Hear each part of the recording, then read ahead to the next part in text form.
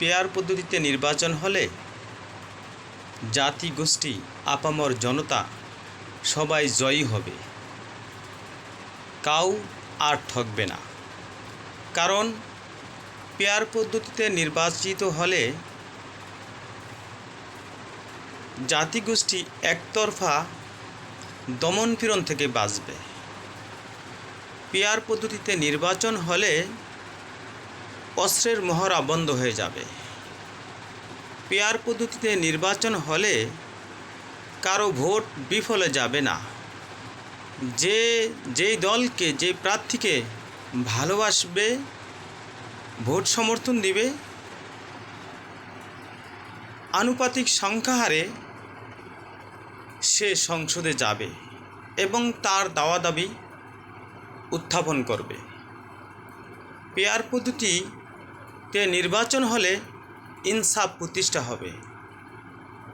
Pair পদ্ধতিতে নির্বাচন হলে ভোট ডাকাতি বন্ধ হবে।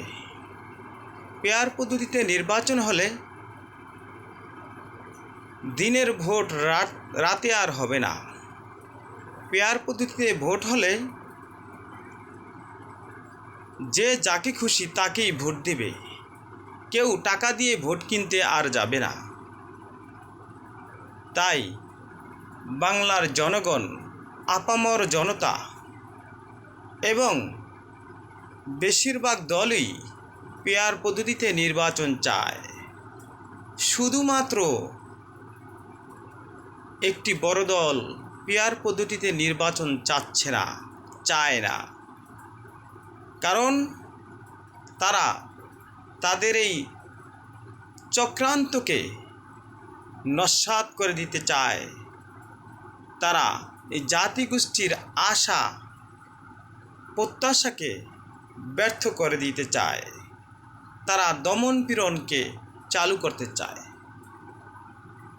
আপামর জনতা সবাই পেয়ার পদ্ধতি থেকে নির্বাচন চায় এবং একটিবারের জন্য ইসলামকে ক্ষমতায় দিতে চায়। ক্ষমতায় দিয়ে তাদেরকে পরীক্ষা করতে চায়। One for just government of Islamic party. আসুন আপনি, আমি, আপামর জনতা, জনগোষ্ঠী সকলেই একবারের জন্য ইসলামকে বিজয় করব, ইসলামিক ঐক্যকে বিজয় করব এবং কোরআনকে বিজয় করব। ন্যায় ও ইনসাফ প্রতিষ্ঠা করার লক্ষ্যে, মানবতার কল্যাণের লক্ষ্যে, দেশের উন্নয়নের লক্ষ্যে আসুন আপনার আমার দিন বদলের পরিবর্তনের লক্ষ্যে আমরা ইসলামকে বিজয় করব, ইসলামকেই ভোট দিব, সমর্থন করব একমাত্র আল্লাহর সন্তুষ্টি অর্জনের লক্ষ্যে।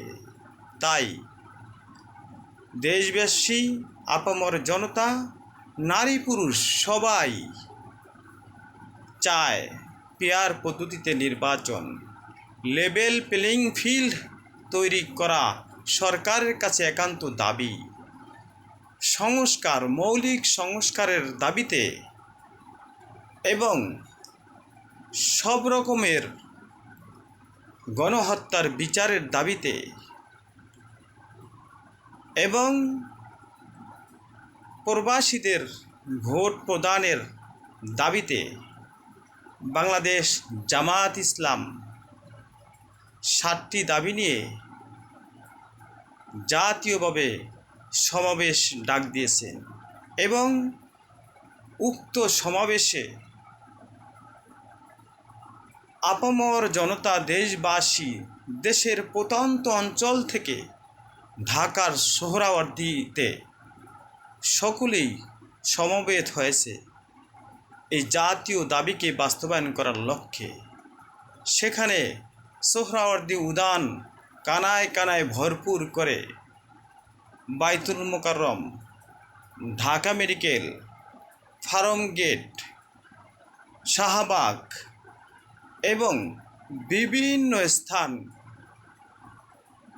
মানুষ মৎস্য ভবন পর্যন্ত মানুষের উচ্ছ্বাস এবং জনস্রোতে অভিভূত করেছেন জাতিকে।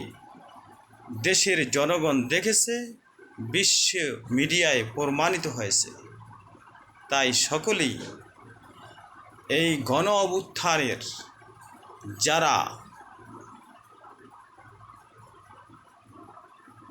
খুন হয়েছে, শহীদ হয়েছে এবং যারা আহত পরিবার, তাদের সুচিকিৎসা, তাদের রক্ষণাবেক্ষণ এবং জুলাই সনদ বাস্তবায়নের লক্ষ্যে সকলেই ঐক্যমত পোষণ করেছেন। তাই আমি বলবো, বাকিরাও এই জাতীয় দাবির বাস্তবায়নের লক্ষ্যে সকলেই শতভাগ দাবি পূরণে এবং সরকারকেও আবেদন করব, অনুরোধ জানাবো যে এই 7টি দাবি, জাতীয় দাবিকে বাস্তবায়ন করে দেশের মঙ্গলার্থে শান্তিপূর্ণ পরিবেশ সৃষ্টি করে তারপরে নির্বাচন দিন, নির্বাচনের ধারাবাহিকতা রক্ষা করুন। এই দাবি উদারত আহ্বান জানিয়ে জাতির কাছে সকলের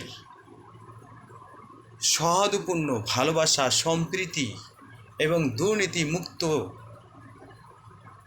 দাবি সরকার গঠনের লক্ষ্যে আবারও সবার প্রতি ইসলামিক ঐক্যের আহ্বান জানিয়ে কোরআনের শাসন, আল্লাহর আইন, সৎলোকের শাসন বাস্তবায়ন কামনা করে আজকের জন্য ইতি টানছি। আল্লাহ হাফেজ।